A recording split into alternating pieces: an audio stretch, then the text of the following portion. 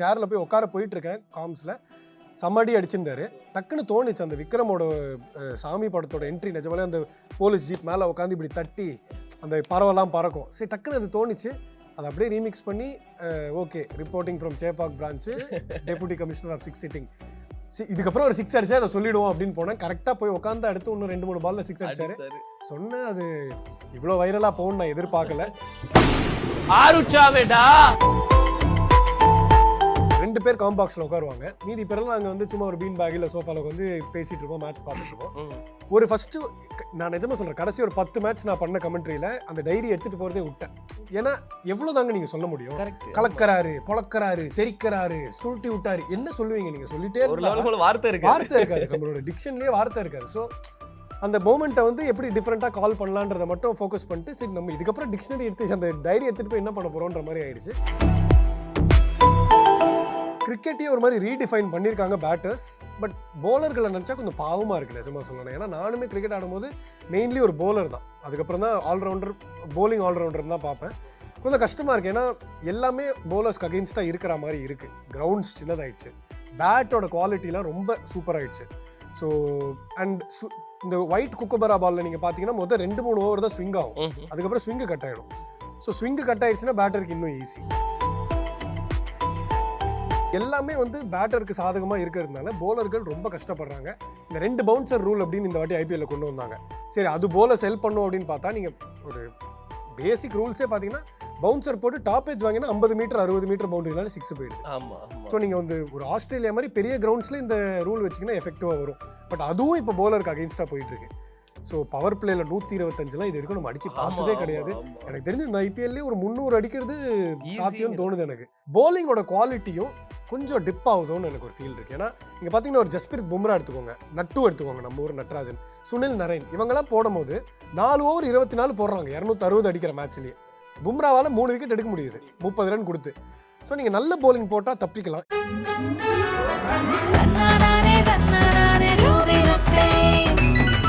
குவி இந்தியாவின் தலை சிறந்த vernacular edtech brand, skilling everyone everywhere. Red news viewers எல்லாருக்கும் வணக்கம், நமஸ்காரம், ஹாய் ஹலோ. நான் கௌதம். இன்னைக்கு இந்த பியூட்டிஃபுல் கான்வர்சேஷன் யாருக்கு இருக்க போகுது அப்படின்னா ஆக்டர், கிரிக்கெட் கமெண்டேட்டர் அஸ்வத் போபோ பிரதர் கூட தான் இருக்க போகுது. வணக்கம் பிரதர். வணக்கம் ப்ரோ. எனக்கு ரொம்ப நாள் thank you so much for coming our show.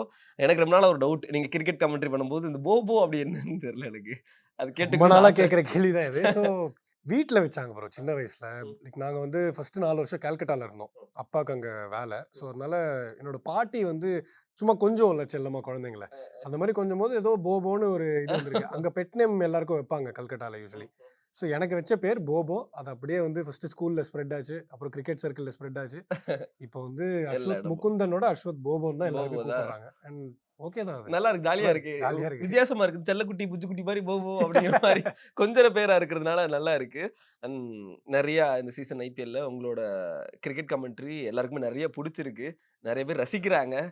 எனக்கு பர்டிகுலரா நீங்க உபயோகிக்கிற ஒரு வார்த்தை யூ பியூட்டி அப்படின்னு சொல்லி எனக்கு செமையா பிடிக்கும். வந்தது அவங்களோட வாய்ஸுமே வந்து செம சூப்பரா இருக்கும்.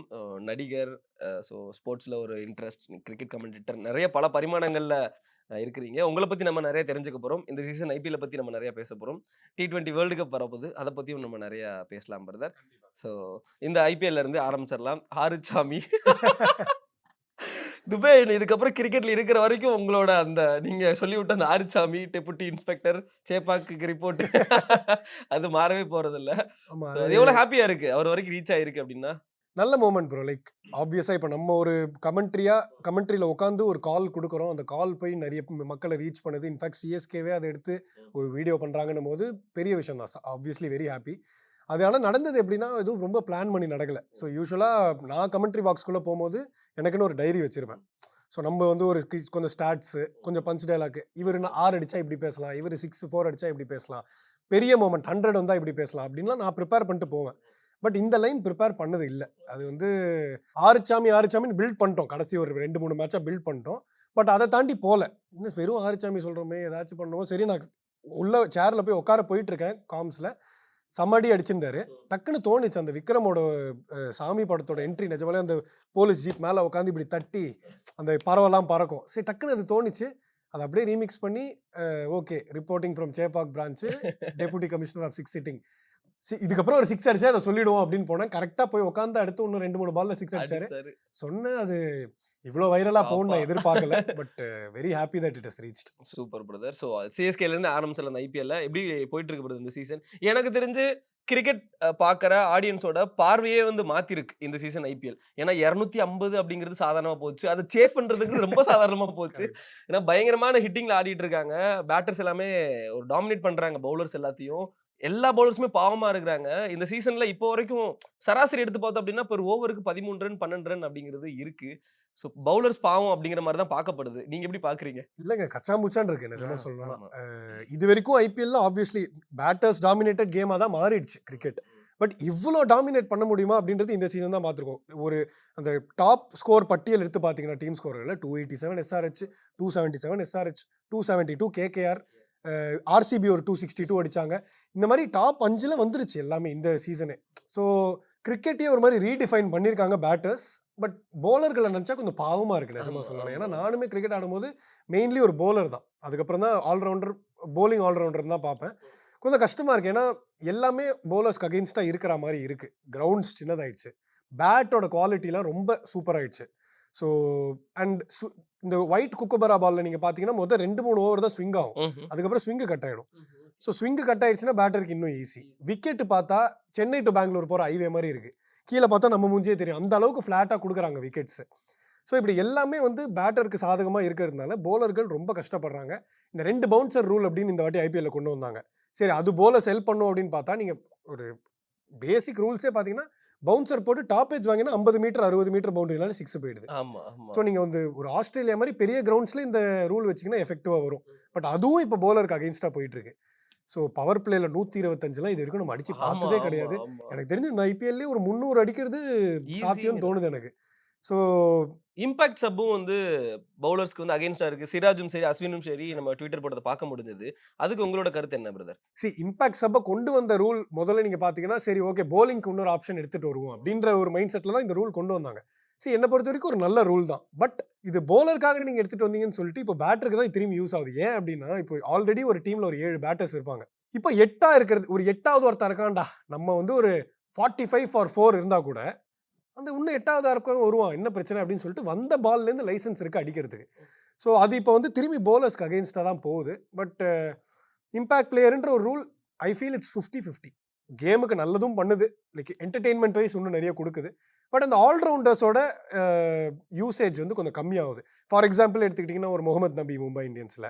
ஒரு மொயின் அலி பார்த்தீங்கன்னா, போன மேட்ச்ல பவுலிங்கும் போடல, பேட்டிங் ஆடல. வெறும் ஃபீல்டரா ஆட்டு போனாரு. ஆமா, ஆமா. பார்க்க ஸோ முடிஞ்சது. ஏன்னா ஷார்துல் தாக்கர் வந்து 4 ஓவர் போட்டார் இம்பாக்ட் பிளேயரா. ஸோ இம்பாக்ட் பிளேயர்ன்றது ஆல்ரவுண்டர்ஸோட ரோல கட் பண்ணுது. இப்போ நீங்க போக போக இதே ரூல் கன்டின்யூ ஆக போகுதுன்னா, ஒரு சின்ன குழந்தை வளருது. நான் ஆல்ரவுண்டரா ஆகணும்னு நினைக்கிறேன். இல்ல நான் பேட்டிங் பண்ணிக்கிறேன், பவுலிங் பண்ணிக்கிறேன் அப்படின்னு ஒரு பக்கம் போறதுக்கான வாய்ப்புகள் இருக்கு. ஸோ இம்பாக்ட் பிளேயரும் ஒரு மாரி ஒரு தராசுல போட்டு பார்த்தீங்கன்னா 50, 50 தான் நான் சொல்லுவேன். எனக்கு தெரிஞ்சு நீங்க கமெண்டேட்டர்லாம் டபுள் த சேலரி கன்ஃபார்ம் கேட்கலன்னு நெனைக்கிறேன். ஏன்னா அவ்ளோ 6 போகுது, அவ்ளோ 4 போகுது. நம்ம அவ்ளோ கத்தணும், அவ்ளோ பேசணும். ஃபர்ஸ்ட்லாம் அவ்ளோ பெருசா இருக்காது. ஏன்னா இப்போ ஒரு 2018லாம் பார்க்கும்போது 130 தான் அடிப்பாங்க. அது ஈஸியா வந்து அதுக்குள்ளேயே சுருட்டிருவாங்க. வின் பண்றதுக்குலாம் ஆப்பர்ச்சுனிட்டி இருக்கு. இப்ப 200 அடிச்சாலும் பத்தல அப்படிங்கிற மாரி இருக்கு. இல்ல நீங்க சொன்னது கரெக்ட். நாங்களே வந்து 2 பேர் காம்பாக்ஸ்ல உட்காருவாங்க. மீதி பேரெல்லாம் நாங்க வந்து சும்மா ஒரு பீன் பேக் இல்ல சோஃபால உட்காந்து பேசிட்டு இருப்போம், மேட்ச் பார்த்துட்டு இருப்போம். ம். ஒரு ஃபர்ஸ்ட்டு நான் நிஜமா சொல்றேன். கடைசி ஒரு 10 மேட்ச் நான் பண்ண கமெண்ட்ரியில அந்த டைரி எடுத்துட்டு போறதே விட்டேன். ஏன்னா, எவ்வளோ தாங்க நீங்க சொல்ல முடியும்? கரெக்ட். ஆமா. கலக்குறாரு, பொளக்குறாரு, தெறிக்கிறாரு, சுருட்டி விட்டாரு. என்ன சொல்லுவீங்க நீங்க? சொல்லிட்டே ஒரு இருந்தா லெவலுக்கு வார்த்தை இருக்காது. வார்த்தை இருக்காது. நம்மளோட டிக்ஷன்லயே வார்த்தை இருக்காது. ஸோ அந்த மொமெண்ட்ட வந்து எப்படி டிஃபரெண்ட்டா கால் பண்ணலான்றத மட்டும் ஃபோக்கஸ் பண்ணிட்டு, சரி நம்ம இதுக்கப்புறம் டிக்ஷனரி எடுத்து அந்த டைரி எடுத்துட்டு போய் என்ன பண்ண போறோம்ன்ற மாரி ஆயிடுச்சு. பட் நிஜமா இது வந்து ஒரு எப்படி சொல்றது? என்டர்டெயின்மென்ட் வைஸ் குடுக்குது IPL. But it is a cause of concern. ஏன்னா, நீங்க சொல்றீங்க அன்னைக்கு வந்து கேகேஆர் 261 2 அடிச்சாங்க. பஞ்சாப் கிங்ஸ் 8 பால் டூ ஸ்பேர்ல 8 விக்கெட் இன் ஹேண்ட் அடிச்சுட்டு போயிட்டாங்க. ஜானி ஆமா. பேர்ஸ்டும், சஷாங்க் சிங்கும் ஆமா. புக் கிரிக்கெட் ஆடுற மாரி ஆடுறாங்க இப்ப லிட்டரலா. ஸோ இது டெஃபினெட்லி ஒரு cause of concern. But at the same time நான் இன்னொன்னு என்ன சொல்லுவேன்னா, பவுலிங்கோட குவாலிட்டியும் கொஞ்சம் டிப் ஆகுதோன்னு எனக்கு ஒரு ஃபீல் இருக்கு. ஏன்னா, நீங்க பார்த்தீங்கன்னா ஒரு ஜஸ்பிரித் பும்ரா எடுத்துக்கோங்க, நட்டு எடுத்துக்கோங்க நம்ம ஊர் நட்ராஜன், சுனில் நரைன் இவங்கலாம் போடும்போது 4 ஓவர் 24 போடுறாங்க 260 அடிக்கிற மேட்ச்லயே. பும்ராவால 3 விக்கெட் எடுக்க முடியுது 30 ரன் குடுத்து. ஸோ நீங்க நல்ல பவுலிங் போட்டா தப்பிக்கலாம் இப்பவும். பட் அந்த ஒரு மார்ஜின் ஆஃப் எரர்ன்னு ஒண்ணு சொல்லுவாங்க. அது ரொம்ப கம்மியா இருக்கு. நீங்க யார்க்கர்ல வந்து ஒரு 1 மீட்டர் லைட்டா விட்டீங்கன்னா, இப்பலாம் வேற இப்படிலாம் வேற அடிக்கிறாங்க. இப்படிலாம் அடிக்கிறாங்க. ஸோ மார்ஜின் ஆஃப் எரர் ரொம்ப கம்மியாயிடுச்சு பவுலர்ஸ்க்கு. பட் ஸ்டில் நீங்க குவாலிட்டியா போட்டீங்கன்னா கண்டிப்பா பொழைக்கலாம். ஸோ இப்போ வரைக்கும் பார்க்கறதுல எந்த டீம் ப்ரோ பிளே ஆஃப்ஸ்குள்ளேயும் ஃபைனல்ஸ்குள்ளேயும் வரதுக்கு அதிகப்படியான வாய்ப்பு இருக்கு? ராஜஸ்தான் உள்ள போயிட்டாங்க ஆல்ரெடி. ராஜஸ்தான் ஆல்ரெடி எனக்கு தெரிஞ்சு ஒரு ஆல்மோஸ்ட் ஒரு 1.5 கால் வச்சுட்டாங்க உள்ள. வச்சுட்டாங்க. அவ்வளவுதான். அவங்க இதுக்கப்புறம் definitely பிரச்சனை இல்ல. இல்ல. இதுக்கப்புறம் KKR, CSK, LSG, எனக்கு வந்து SRH. நான் ஸ்டார்ட்டிங்லயே சொன்ன என்னோட top 4 predictions Rajasthan, KKR, SRH and CSK சொல்லியிருந்தேன். ஓகே. ஸோ இப்போ இருக்கிற Almost சிச்சுவேஷனுக்கு அப்படிதான் இருக்கு. அதுதான் பட் இருக்கு. ஸ்டில் எனக்கு தெரிஞ்சு லக்னோ சூப்பர் ஜெயின்ஸ்க்கும் டெல்லி கேபிட்டல்ஸ்க்கும் ஒரு வாய்ப்பு இருக்குன்னு தோணுது. வாய்ப்பு இருக்கு. ஏன்னா டெல்லி கேபிட்டல்ஸ் நேத்து தோத்தாங்க. பட் கடைசி ஒரு 5 மேட்ச்ல 4 ஜெயிச்சிருக்காங்க. ம். ஸோ அவங்கள ஒரு நல்ல சான்ஸ் இருக்கு. LSG, CSKவை 2 முறை பேக் டு பேக் தோக்கடிச்சாங்க. ஸோ LSGயும் ஸ்டில் இந்த ஹண்ட்னு சொல்லுவேன். ஏன்னா அவங்களும் பயங்கர அடிதடியான ஒரு batting line up. But I still feel நான் என்னோட டாப் 4க்கு ஸ்டிக் ஆன் பண்ணுவேன். SRH வந்து இப்போ இந்த வேட்டைக்காரன் படத்துல வர மாதிரி அப்போ நிஜமாலே உனக்கு நீச்சல் தெரியாதா? அந்த மாதிரி தான் அப்படின்ற இருக்கு. நிஜமா சேசிங் வராதான்ற மாதிரி ஆயிருக்கு இப்போ. லாஸ்ட் 2 மேட்ச் 2 தோத்ததுனால மேட்ச் சேசிங்ல தோத்துருக்காங்க. ஆமா. ஸோ கண்டிப்பா ஆப்போனன்ட்ஸும் அதை பார்த்துருப்பாங்க. இதுக்கப்புறம் வந்தா SRH முதல்ல bowling போட வச்சுட்டு செகண்ட் சேசிங் தான் பண்ண வைப்பாங்க. ஏன்னா அவங்க முதல்ல பேட்டிங் ஆட்டா கடார் முடார்னு ஒரு 250 300 ஆமா. பக்கம் போயிட்டு இருக்காங்க. ஸோ SRHக்கு ஒரு காஸ் ஆஃப் கன்சர்ன் இருக்கு. பட் எனக்கு தெரிஞ்சு RR டன்னு உள்ள போயிட்டாங்க. KKR உள்ள போயிடுவாங்க எனக்கு தெரிஞ்சு அவங்க இருக்கிற ஃபார்முக்கு. CSK நம்மளுக்கு எல்லாருக்குமே தெரியும் ஒரு எக்ஸ்பீரியன்ஸ்டான ஒரு சைடு. நேத்தோட வின்னோட அவங்களும் கொஞ்சம் கான்ஃபிடண்டா இருப்பாங்க. இருக்கிறாங்க. SRH still non stick on பண்றேன். பட் LSG, DCக்கு சான்ஸ் இருக்கு.